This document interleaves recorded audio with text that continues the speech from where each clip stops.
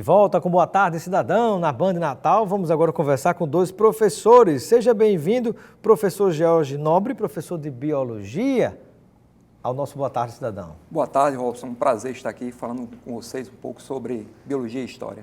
Prazer também receber aqui o professor de História, Andrei Fernandes. Seja bem-vindo ao nosso Boa Tarde, Cidadão. Obrigado, Robson. Boa tarde também a todos os telespectadores. E vamos falar um pouquinho do nosso trabalho aí também. Muito bacana. Vamos inicialmente falar de onde veio essa ideia de misturar a biologia com a história para fazer com criatividade os alunos entenderem mais fácil e aprenderem com mais rapidez. Jorge. Essa ideia, ela surgiu a partir do Instagram, né? Foi uma necessidade dos alunos, especificamente o aluno Heitor e o aluno João Emanuel. Eles pediram para fazer um Instagram sobre biologia. E nós criamos esse Instagram sobre biologia com curiosidades sobre o tema. Posteriormente, surgiu a ideia de fazer um vídeo em conjunto com o Andrei sobre história, né? Envolvendo aí a vacina, como surgiu a vacina, a questão da biologia da vacina, a revolta da vacina também. Outra coisa que acontecia é que antigamente o povo não queria tomar vacina, né? E hoje se tem uma briga para se tomar vacina. Então fizemos esse vídeo e a partir deste vídeo que surgiu o canal Biologia Tem História. E hoje em dia tem um grupo também de gente sem juízo que fica dizendo que a pessoa não deve tomar vacina, que vacina não serve para nada, com teoria de conspiração. É aquela mesma turma que diz que a Terra é plana, né? De todo mundo a gente encontra, né, professor? Meio que um relativismo, né, da ciência. Mas é interessante essa pegada, porque a gente começou numa conversa informal e a gente começou a ver que, de fato, existe uma relação muito próxima das disciplinas. Mesmo sendo uma na área de ciências humanas e outra na área de ciências da natureza, mas a gente percebeu assim, que na nossa conversa existia muita afinidade nessas duas disciplinas. E a partir daí a gente foi pensando os temas, aliando as duas disciplinas. A história com a biologia. Com a biologia.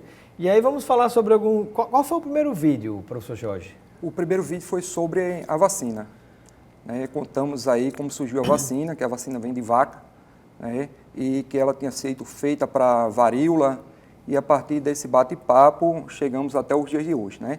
Com a confusão que tem para se tomar a vacina, o povo querendo, filas nos postos de saúde para se conseguir a vacina para a febre amarela, hoje no caso, que deu bastante confusão. Então, nosso vídeo começou daí. E foi um vídeo extremamente amador. A gente fazia o vídeo e se cortasse, se tivesse qualquer problema, o vídeo tinha que ser refeito.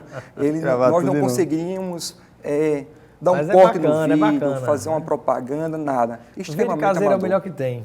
Né? E aí, veja só, um outro tópico que a gente pode falar aqui é sobre a evolução, segundo Charles Darwin, né, da teoria da seleção natural das espécies, né, professor? Isso. Qual é a relação que a gente faz da história com a biologia? Então, esse tema, depois da vacina, foi um outro tema que a gente começou a trabalhar, porque, naturalmente, a gente começou a ver espaços que existiam na própria cidade. Acho que foi o primeiro vídeo que a gente fez, não foi, George?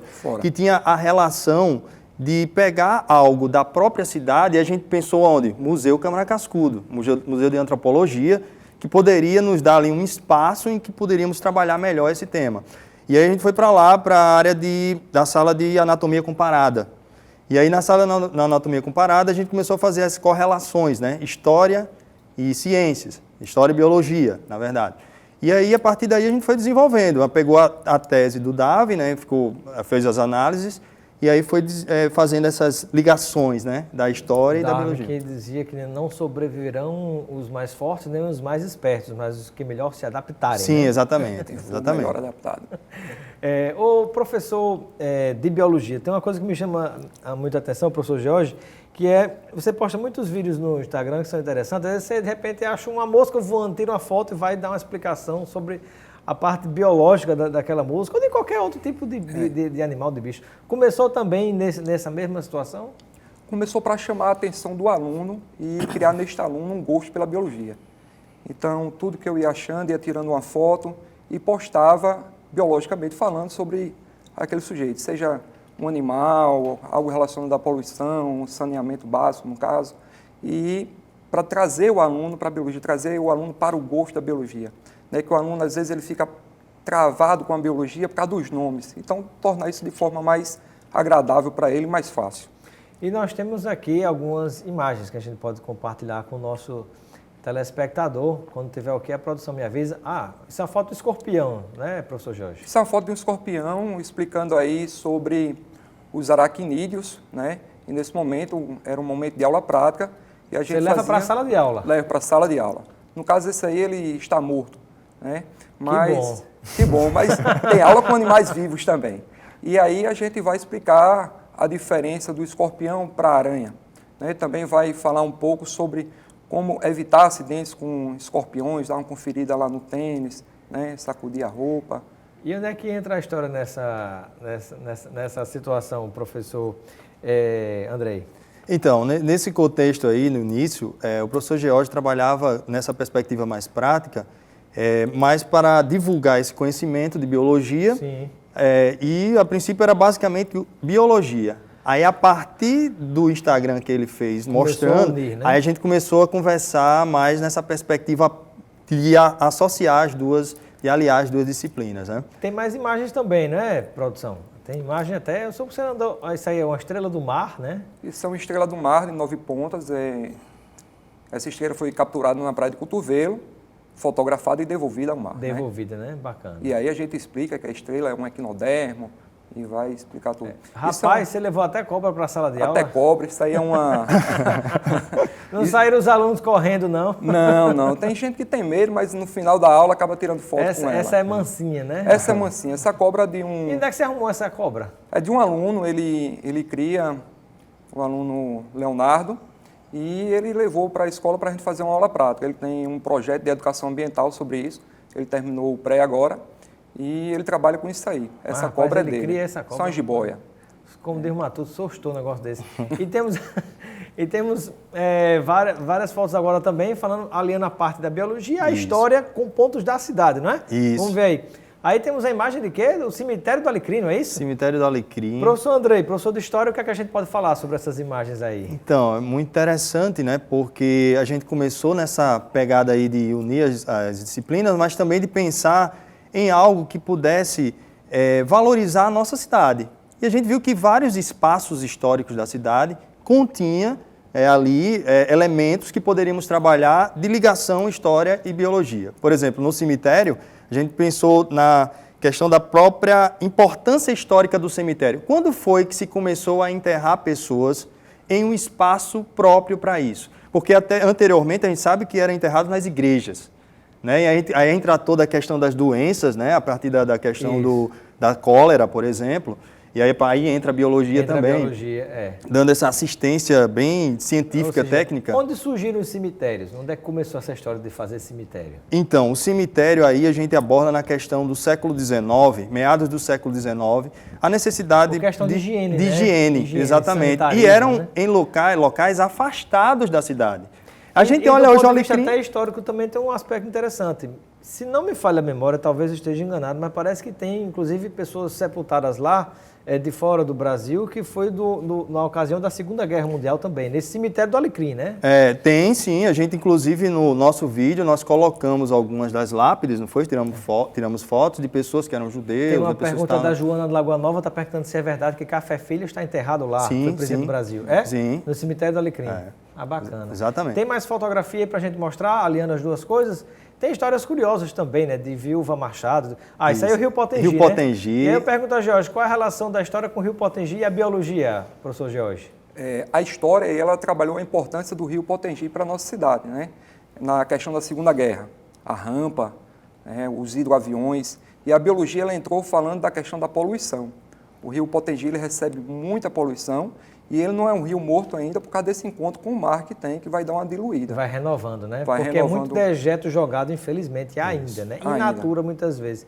E tem um detalhe interessante, né? Que na história da humanidade, todas as populações que foram se estabelecendo, elas estabeleciam sobre os leitos dos rios, as margens dos rios, né? Isso, nós trabalhamos isso quando enfocamos a questão do século XVI, logo no início da história da cidade. Então, a gente mostra vários momentos da história da cidade, a partir do Rio, com o mesmo espaço histórico, só que em tempos diferentes. A gente mostra o século XVI, depois os hidroaviões já século XX, e depois chegamos a falar também sobre, atualmente, né, a importância do Rio Potengi. Então, assim, são três basicamente o mesmo cenário em 3 contextos diferentes. Já está uma telespectadora, Karina, lá da Zona Norte do Panatins, ela tá curiosa, pedindo para a gente falar que história é essa que tem a ver com a Viúva Machado, né? Quem é a Viúva Machado? Tem mais imagem aí? A Casa da Viúva Machado. Foi bem bacana essa história, né? A gente pensou assim que poderia trazer à tona alguma lenda urbana da cidade. A gente pensou em algumas lendas urbanas. A Viúva Machado era como se fosse o Papa Figo daqui de Natal. Exatamente. Né? Que pegava a criancinha, né? Se criou a lenda da Viúva Machado, do Papa Figo, né? De que ela se alimentava do fígado das crianças. E assim, sempre que a gente falava um pouco disso, incomodava. Será que foi isso mesmo? Vamos fazer uma investigação, né? E aí a gente chegou a pensar, eu já tinha algumas ideias, assim, fui amadurecendo junto com o professor George. E aí o interessante, né, não é assim, não só a história da Viúva Machado, que por si só ela já é interessante, né, uma pessoa que tinha muitos recursos, a gente mostra isso no vídeo, né, que era a esposa do João Machado, que era um rico comerciante da época aí no início do século XX, na cidade. Só que, para mim, particularmente, a parte histórica talvez ela já seja um pouco esclarecida, mas quando entra a participação da biologia e mostrando as impossibilidades da doença que ela tinha, né, que era a que mais se Qual era a atribuía. doença que ela tinha, professor Jorge? Se cogitaram várias coisas, né, Robson? Uma das coisas seria a questão que ela sofria de lepra, né, que hoje a gente chama de hanseníase. Isso vem em virtude de uma conversa, provavelmente, com uma empregada, e a empregada, por ela estar com sangramento, disse que ela estava com lepra, e aí passou divulgando de uma para outra e chegou a se transformar numa verdade, né? Uma mentira dita muitas vezes, acaba virando uma verdade, fake news. Fake news. E a outra coisa é que ela teria uma síndrome que vai dar uma má formação das orelhas, um problema... Treacher-Collins, né? Que é um problema genético, certo? Que a orelha seria mal formada, ela teria problemas auditivos, teria problema no palato, isso aí realmente ela não tinha. Então a gente vai desmistificando essa ideia que ela sofria de alguma coisa. Na verdade, ela sofreu foi de boato, né? de muita conversa, né? De preconceito. Inveja, né? Exatamente, foi o grande problema dela. Coitada da Viúva Machado, né? Muito bem. Bom, nosso tempo já está chegando ao fim. Eu quero agradecer a participação dos professores George e Andrei. Deixo um momento final para as despedidas de cada um. E cada um pode deixar as suas redes, mídias sociais para o pessoal seguir, né? E poder manter contato com vocês, conhecer o trabalho que vocês fazem, aliando a história à biologia. E em paralelo, eu já deixo com vocês aqui o kit de produtos Lucena, para vocês aproveitarem com amigos e familiares. Professor George, com suas despedidas. Agradecer a oportunidade, né, de divulgar o trabalho, né? Convidar aí a quem não se inscreveu no canal que possa se inscrever. Biologia Tem História, só procurar lá no YouTube, né? E o Instagram pessoal, né, com assuntos voltados à biologia, que é o @prof Jorge Nobre, para matar essas curiosidades aí sobre o assunto da biologia. Massa. Professor Andrei Fernandes, professor de História, bem-vindo sempre ao nosso programa e deixa o seu recado final com os contatos das redes sociais também.